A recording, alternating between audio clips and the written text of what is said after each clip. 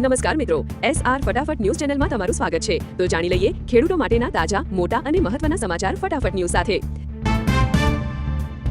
સરકાર દ્વારા તુવેર અને ચણાની ખરીદી ટેકાના ભાવે શરૂ કરવામાં આવી છે। ખેડૂતોએ ઓનલાઈન નોંધણી કરાવી ટોકન મેળવી લેવા વિનંતી છે।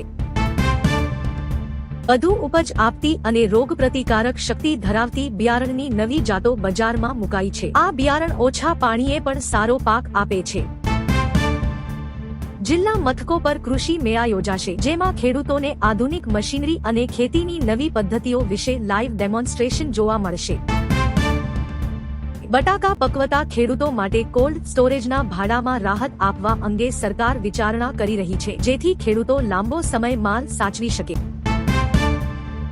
જે ખેડૂતો ઓર્ગેનિક ખેતી કરે છે તેમને માલ વેચવા માટે ઓર્ગેનિક સર્ટિફિકેટ મેળવવાની પ્રક્રિયા હવે ઓનલાઈન અને નિઃશુલ્ક કરવામાં આવી છે। પશુપાલન સાથે સંકળાયેલા ખેડૂતોને ગાય કે ભેંસ ખરીદવા માટે લોન અને વ્યાજ સહાયની નવી યોજના જાહેર કરવામાં આવી છે। ખેત તલાવડી બનાવવા માટે સરકાર 80% સુધીનો ખર્ચ ભોગવશે। આનાથી ભૂગર્ભ જળના સ્તર ઊંચા આવશે અને સિંચાઈમાં ફાયદો થશે। ડ્રેગન ફ્રૂટ અને ખારેક જેવા બાગાયતી પાકોના વાવેતર માટે ખાસ પેકેજ જાહેર કરાયું છે। ખેડૂતોને રોપા અને ડ્રીપ માટે મોટી સબસિડી મળશે। ખેડૂતો હવે ઘરે બેઠા પોતાના પાકનું ઓનલાઈન વેચાણ કરી શકે છે। આનાથી વચેટિયાઓની પ્રથા નાબૂદ થશે અને સીધા પૈસા ખાતામાં આવશે। ખેતીકામ દરમિયાન અકસ્માત કે મૃત્યુના કિસ્સામાં ખેડૂત પરિવારને 4 લાખ રૂપિયા સુધીની સહાય આપવાની જોગવાઈ સરકાર દ્વારા ચાલુ રાખવામાં આવી છે। ખેડૂતોને જમીનની ચકાસણી કરાવી સોઇલ હેલ્થ કાર્ડ કઢાવવા અપીલ કરાઈ છે, જેથી જરૂર મુજબ જ ખાતરનો ઉપયોગ કરી ખર્ચ ઘટાડી શકાય। સ્થાનિક બજારમાં ભાવ સ્થિર રાખવા માટે સરકારે ઘઉંની નિકાસ પરના નિયંત્રણો યથાવત રાખ્યા છે, જેથી ગ્રાહકોને મોંઘા ઘઉં ન ખરીદવા પડે। ગરમી વધતા શાકભાજીની આવક ઘટી છે, પરિણામે ટામેટા, મરચા અને લીલા શાકભાજીના ભાવમાં 20%નો વધારો થયો છે।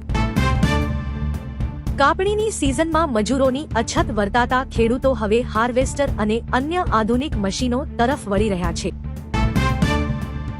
આણંદ અને જૂનાગઢ કૃષિ યુનિવર્સિટીએ ઓછા ખર્ચે વધુ ઉત્પાદન આપતી મગફળીની નવી જાત વિકસાવી છે, જે ટૂંક સમયમાં ખેડૂતોને મળશે। હવે ખેડૂતો વોટ્સએપ દ્વારા પણ પોતાના જમીનના ઉતારા 7/12 અને 8 મેળવી શકશે। ડિજિટલ હસ્તાક્ષરવાળા ઉતારા તમામ જગ્યાએ માન્ય રહેશે। ખેતીમાં આધુનિક ઓજારો જેવા કે રોટાવેટર અને પ્લો મેળવવા માટે આઈ ખેડૂત પર નવી અરજીઓ મંગાવવામાં આવશે। આ યોજનામાં 40% થી 60% સુધીની સબસિડી મળે છે। ગરમીને કારણે શાકભાજીનું ઉત્પાદન ઘટતા બજારમાં ભાવ આસમાને પહોંચ્યા છે। ટામેટા અને આદુના ભાવમાં મોટો ઉછાળો જોવા મળ્યો છે, જેનો સીધો ફાયદો ઉત્પાદક ખેડૂતોને મળી રહ્યો છે। આગામી જાહેર રજાઓને કારણે અમુક જિલ્લાના માર્કેટિંગ યાર્ડ બંધ રહેશે। ખેડૂતોએ માલ વેચવા જતા પહેલા લોકલ યાર્ડના વોટ્સએપ ગ્રુપ કે ન્યૂઝ ચેક કરી લેવા વિનંતી। ગુજરાત સરકાર ખેતીમાં આઈનો ઉપયોગ વધારવા માટે નવા સ્ટાર્ટઅપ્સને પ્રોત્સાહન આપી રહી છે। આ ટેકનોલોજીથી રોગ જીવાતની આગાહી અગાઉથી મળી શકશે। રાજ્યભરમાં ચાલી રહેલી નવી જમીન માપણીની ભૂલો સુધારવા માટે ખાસ કેમ્પોનું આયોજન કરવામાં આવશે, જેથી ખેડૂતોના રેકોર્ડ ચોખ્ખા થઈ શકે। ખેડૂતોના દેવા માફી અને ખેત પેદાશોના પોષણક્ષમ ભાવ માટે વિવિધ સંગઠનો દ્વારા આગામી દિવસોમાં ગાંધીનગરમાં શાંતિપૂર્ણ રજૂઆત કરવામાં આવશે।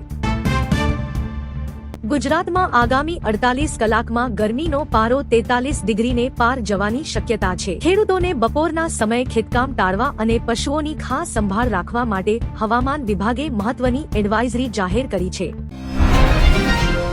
અનુસાર આ વર્ષે મે મહિનામાં સામાન્ય કરતા વધુ વરસાદ પડી શકે છે। આ પ્રી મોન્સૂન એક્ટિવિટીને કારણે ઉનાળુ પાકને નુકસાન ન થાય તે માટે ખેડૂતોએ તૈયાર માલ વહેલી તકે સલામત સ્થળે ખસેડી લેવો જોઈએ। આજે ગુજરાતના વિવિધ માર્કેટિંગ યાર્ડમાં ઘઉંના ભાવ 2350 થી 4400 પ્રતિ ક્વિન્ટલની વચ્ચે જોવા મળી રહ્યા છે। ઉચ્ચ ગુણવત્તાના ઘઉંની માંગ વધતા ભાવમાં તેજી જોવા મળી રહી છે। મુખ્યમંત્રી ભૂપેન્દ્ર પટેલે સુરતમાં રિજનલ વાઇબ્રન્ટ ગુજરાત પ્રદર્શનનું ઉદ્ઘાટન કર્યું છે, જેમાં ખેતી માટે નવી ટેકનોલોજી અને ડ્રોન સિસ્ટમનું ખાસ પ્રદર્શન કરવામાં આવ્યું છે, જે ખેડૂતો માટે આકર્ષણનું કેન્દ્ર બન્યું છે. દક્ષિણ ગુજરાતમાં આયોજિત મેંગો ફેસ્ટિવલમાં કેસર અને હાફૂસની અનેક વેરાયટીઓ પ્રદર્શિત કરવામાં આવી છે. આ વર્ષે પાક સારો હોવાથી ખેડૂતોને સારા ભાવ મળવાની આશા છે.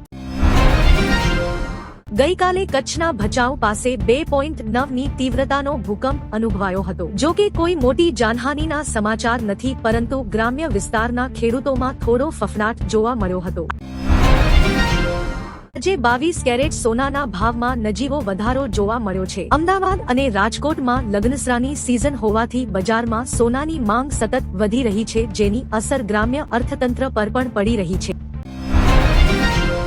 રાજ્ય સરકારે બજેટ મુજબ ખેડૂતોને 0% વ્યાજે ધિરાણ અને 9,300 કરોડથી વધુની વીજ સહાય આપવાની પ્રક્રિયા ઝડપી બનાવી છે. જૂન મહિના પહેલા ઘણા ખેડૂતોના ખાતામાં સહાય જમા થઈ શકે છે. વર્ષ 2026 માટે ટ્રેક્ટર, થ્રેસર અને ડ્રોન સબસિડી માટેના ફોર્મ ભરવાની પ્રક્રિયા ટૂંક સમયમાં શરૂ થશે. ખેડૂતોએ જરૂરી દસ્તાવેજો તૈયાર રાખવા માટે સૂચના આપવામાં આવી છે. ગુજરાતમાં અત્યાર સુધીમાં 2,400થી વધુ એકર જમીન પર ડ્રોન દ્વારા દવાનો છંટકાવ કરવામાં આવ્યો છે. સરકાર હવે નાના ખેડૂતોને પણ આ ટેકનોલોજી સાથે જોડવા માટે મોટી સબસિડી આપી રહી છે. ઊંઝા માર્કેટ યાર્ડમાં જીરુના ભાવમાં આજે ફરી તેજી જોવા મળી છે. નિકાસની માંગ વધતા ખેડૂતોને પ્રતિ મણ સારા ભાવ મળી રહ્યા છે, જે ગત વર્ષ કરતાં વધુ છે.